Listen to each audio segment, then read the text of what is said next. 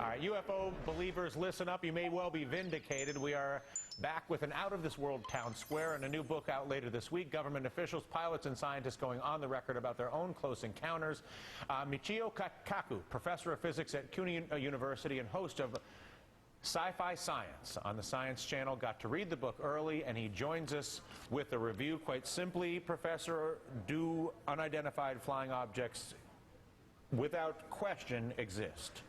95% of all UFO sightings can be immediately identified as the planet Venus, weather balloons, weather anomalies, swamp gas, you name it, we've got it nailed. It's the 5% that give you the willies. 5% remain totally unexplained. And you're saying to 5% unexplained to the point where they are legitimately an unidentified flying object. And we're talking about generals. We're talking about Air Force pilots. We're talking about governors of states that claim that, hey, this is beyond our understanding of the laws of physics. Can I have an unidentified flying object that is not necessarily from some other place?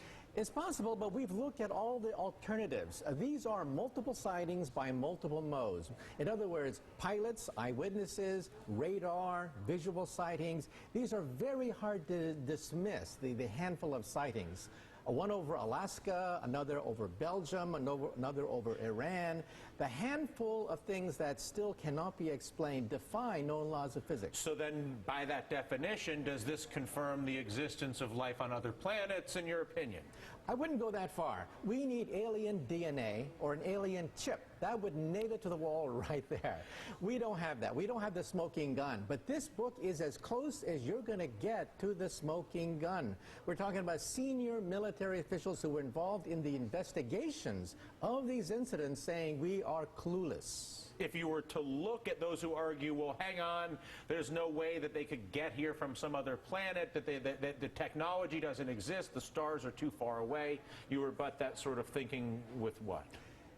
Those people assume that there may be 100 years ahead of us, in which case it's impossible for them to reach us. But if they're 1,000, 1,000,000 years ahead of us, then new laws of physics begin to open up. So we have to open our mind to the possibility that they're not just a super version of us, that they could be thousands, millions of years more advanced. Why would they not then pay us a visit in a way that is more recognizable? Go visit the White House, maybe stop out to Yellowstone.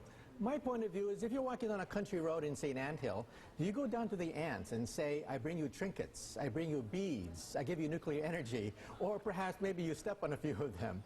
If they're that advanced, maybe they simply are not that interested in us. All right. Listen, Professor, it is an absolute pleasure. If we have any strange sightings, at least now I know who to call. Before I let you go, do you teach on this subject at the university, on UFOs I mentioned it when I teach astronomy. Also in Sci-Fi Science, we have a whole episode about what kinds of physics could open up in the next 1,000, next 1,000,000 years. They could let us travel a few million miles at a time. New kinds of physics on the Science Channel. Very cool. Listen, a pleasure.